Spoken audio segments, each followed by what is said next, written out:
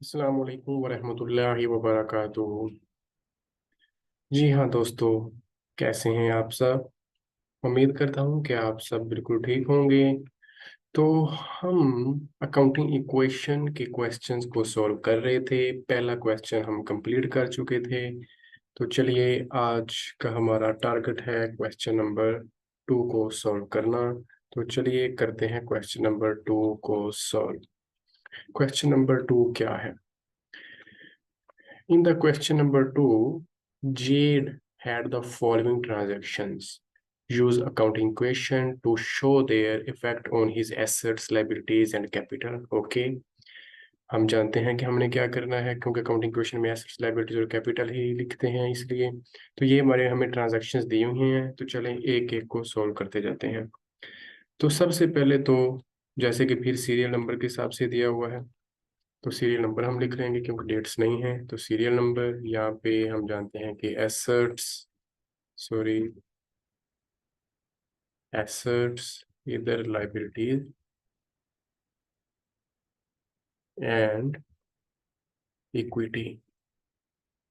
Okay. तो पहले transaction ए, पहले ट्रांजैक्शन में क्या वो कह रहा है, invested $15,000 in cash. Cash invest किया है। तो जिस तरह हम जानते हैं कि कैश एक एसेट है, तो हम कैश का एक कॉलम बनाएंगे और कैश के साथ हमेशा कैपिटल अफेक्ट होता ही होता है, तो दूसरी तरफ कैपिटल आ जाएगा। तो ये हमारे पास कैश और कैपिटल, और क्योंकि कैश इन्वेस्ट हुआ है 15,000 का, तो 15,000 इधर और इतना ही कैपिटल। तो उसके बाद जैसे कि हर ट्रांजैक्शन के बाद हमने बैलेंस करना है, तो इसलिए बैलेंस ये सेम 15,000, इधर कुछ नहीं तो 0 0 0 0, और ये 15,000 सेम। ओके, ये हमारी पहली ट्रांजैक्शन होगी कंप्लीट। अब चलते हैं दूसरी की तरफ। बी, बी में वो क्या कह रहा है, परचेज्ड सिक्योरिटीज फॉर कैश। इसमें फिर दो एसेट्स इन्वॉल्व हैं, एक तो है सिक्योरिटी और दूसरा है कैश। जो मैंने आपको पहले दिन बताया था एसेट्स के बारे में, उसमें सिक्योरिटीज का जिक्र था, जिसे हम शेयर्स ऑफ कंपनी भी कहते हैं। तो इसलिए ये एसेट है, तो इसलिए इसका अलग है एक कॉलम बनेगा सिक्योरिटीज। ठीक हो गया। और ये सिक्योरिटीज परचेज हो रही हैं कैश पे, तो कैश जाएगी 7,500 की ये, और सिक्योरिटीज आ रही हैं क्योंकि परचेज कर रहे हैं, तो 7,500 की सिक्योरिटीज आ जाएंगी। इसका हाईलाइट खत्म कर दूं मैं, ये।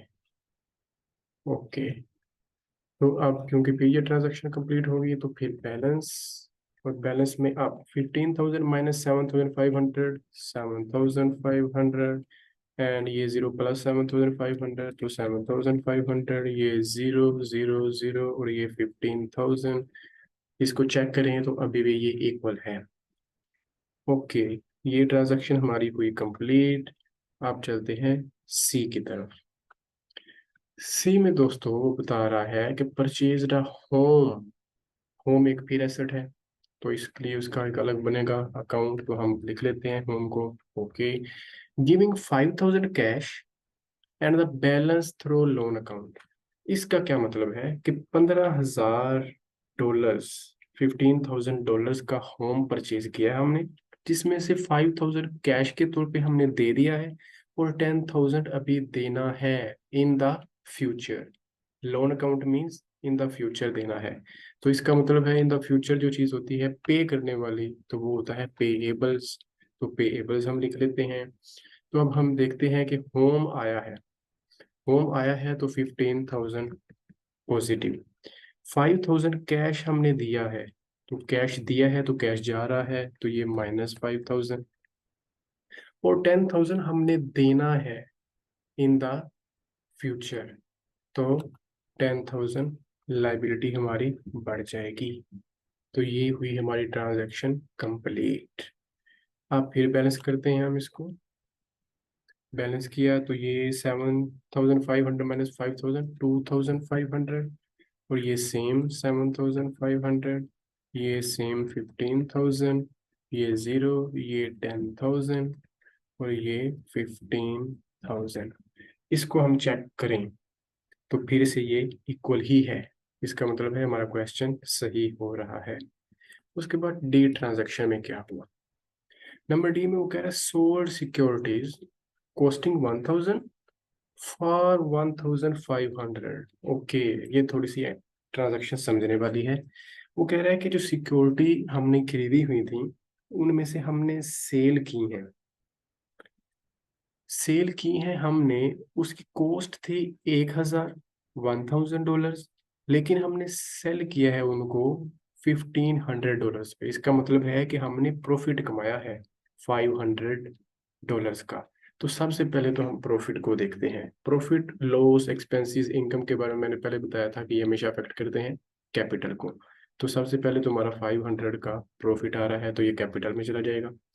उसके बाद सिक्योरिटीज जो हम सेल कर रहे हैं वो 1,000 वाली है, तो ये 1,000 वाली जो सिक्योरिटीज हैं वो सिक्योरिटीज में से उसकी कमी हो जाएगी, क्योंकि सिक्योरिटीज 1,000 रुपीज की जा रही हैं, तो 1,000 की सिक्योरिटीज कम हो गई। टोटल हम कितना ले रहे हैं कैश, प्रॉफिट तो 500 है और उसकी कॉस्ट 1,000 थी, टोटल 1,500 हम ले रहे हैं। इसका मतलब है सेल करने पे हम कैश ले रहे हैं कितना, 1,000 एंड 1,500। तो ये हमारी अब ट्रांजैक्शन हुई कंप्लीट। अब इसका फिर करेंगे बैलेंस। ये बैलेंस किया तो ये हो गया हमारे पास 4,000, और ये हो गया हमारे पास 6,500, ये 15,000, ये 0, ये 10,000 सेम, और ये 15,500। अगर हम अब इनको फिर इक्वल करके देखें तो ये हमारा आंसर बिल्कुल ठीक होगा। ओके, तो उसके बाद है एंट्री ई। ई को चेक करते हैं। ई में क्या हुआ, purchase an old car, car को परचेज किया है, कार फिर हमारा एसेट है, और दिया हमने क्या है, कैश दिया है। इसका मतलब कार आ रही है और कैश जा रहा है, तो कार तो हम लिख लेंगे old car. Okay, old car आ रही है और अमाउंट है 2,800, 2,800 पॉजिटिव, क्योंकि ये बिजनेस में आ रहा है, और कैश इतनी जा रही है तो 2,800 की कैश जा रही। ये ट्रांजैक्शन हुई कंप्लीट। इजी सी ट्रांजैक्शन है, इतनी मुश्किल नहीं है। अब फिर इसका बैलेंस करना पड़ेगा, तो बैलेंस करते हैं। बैलेंस किया तो ये हमारे पास हो गया 4,000 माइनस 2,800, 1,200, ये, और ये सेम 60,500, ये सेम 15,000, ये सेम, बिकॉज पहले 0 0 है तो 2,800, और ये 10,000 सेम, और ये 15,500। इसको हम चेक करेंगे तो अब ये भी बैलेंस ही होगा, आप चेक कर लीजिएगा।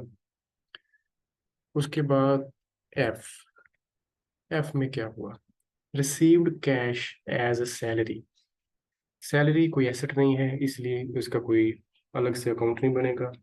बस कैश आ रही है तो कैश के साथ हमेशा कैपिटल इफेक्ट होता है, तो कैश रिसीव कर रहे हैं तो कैश बढ़ जाएगी, कितने से, 3,600 से, और इसके साथ ही कैपिटल भी बढ़ जाएगा 3,600 से। ये ट्रांजैक्शन कंप्लीट। उसके बाद बैलेंस, आप बैलेंस करें तो ये बनेगा 4,800, ये 6,500, ये 15,000, ये 2,800, ये 10,000, और ये 15,500 प्लस 3,600, 19,100। आप फिर इसको बैलेंस करके चेक करेंगे तो ये हमारा सेम आएगा। अब चेक करते हैं अगले ट्रांजैक्शन को, जी। जी में वो कह रहा है paid cash 500 for loan and 300 for interest. अब लोन है पेएबल, क्योंकि हमने जब खरीदा था घर तो तब हमने ये लोन अकाउंट को पेएबल के तौर पे लिखा था। तो अब ये पेड कर रहे हैं तो पेएबल तो कम होगा, लेकिन इसके साथ ही हम पेड में इंटरेस्ट भी दे रहे हैं। और जो मैंने कहा था कुछ एक्स्ट्रा इनकम एक्सपेंसेस प्रॉफिट और लॉसेस के अलावा कुछ एक्स्ट्रा भी होता है, तो ये इंटरेस्ट एक्स्ट्रा चीज होती है, तो ये हमेशा अफेक्ट करेगी कैपिटल को। तो इसका क्या मतलब हुआ कि हम क्या लिखेंगे, 500 तो हम पेएबल्स को दे रहे हैं, तो पेएबल्स में से 500 माइनस होगा, और इंटरेस्ट दे रहे हैं तो कैपिटल में से दे रहे हैं, तो 300 इंटरेस्ट में से जाएगा, 300 इंटरेस्ट में से, और ये टोटल कितना हम कैश दे रहे हैं, 800 का। तो ये 800 का कैश चला जाएगा टोटल। तो अब फिर बैलेंस करेंगे, तो ये हो गया हमारे पास 4000 कंप्लीट, ये 6500, ये 15000, ये 2800, और ये हो गया हमारे पास 9500, और ये हो गया हमारे पास 18800। अब इसको हम फिर अगर बैलेंस करें तो ये इक्वल होंगे टोटल एसेट्स और liabilities and equity. Okay, in the last H transaction उसमें क्या हुआ, paid cash for expenses, income expenses profit loss, फिर वही बात कि ये हमेशा अफेक्ट करते हैं कैपिटल को। तो साथ कैश पे हो रही है तो कैश भी इफेक्ट हो रहा है, तो इसका मतलब है कैश में से कमी आएगी 300 की, 300 कैश कम, और इसी के साथ कैपिटल भी 300 कम। तो अब हमारे पास बैलेंस क्या रह गया, अब बैलेंस है हमारे पास 3700 का, ये 6500, ये 15000 सेम, ये 2800, ये 9500, और ये 18500 अब हुआ। ये तो हर हर ट्रांजैक्शन के बाद हो गया बैलेंस। और अब क्योंकि ये क्वेश्चन कंप्लीट होने की तरफ जा रहा है, तो अब एंड पे देखेंगे कि टोटल बराबर है इनका, टोटल एसेट्स एंड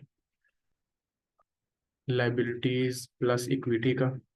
तो चलें देखते हैं टोटल एसेट्स को, 3700 प्लस 6500 प्लस 15000 प्लस 2800, इसको करें अगर हम प्लस, तो हमारा आंसर होगा 28200।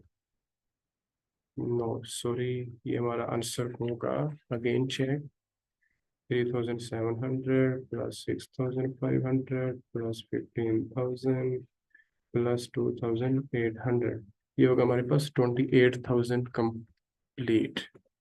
ओके, और इसको अगर चेक करें तो 9500 प्लस 18500, तो ये भी होगा 28000। तो जिस तरह से मैंने पहले कहा कि अकाउंटिंग क्वेश्चन का मतलब ही यही है कि एसेट्स का बराबर होना जरूरी है लाइबिलिटीज प्लस इक्विटी के। तो अब हमने ये करके देख लिया और ये बराबर आ चुका है, और ये आसान सा क्वेश्चन नंबर 2 था जो आज हमने सॉल्व किया। उम्मीद करता हूँ कि आपको इसकी समझ आई होगी और आप खुद भी इसकी प्रैक्टिस करेंगे। तो अगली वीडियो में मिलते हैं एक नए क्वेश्चन के साथ, क्वेश्चन नंबर 3। तब तक अपना ख्याल रखिएगा, और वीडियो अच्छी लगे तो मेरे चैनल को सब्सक्राइब करें, वीडियो को लाइक करें और कमेंट करिएगा कि आपको कितनी समझ आ रही है। तब तक के लिए अल्लाह हाफिज़।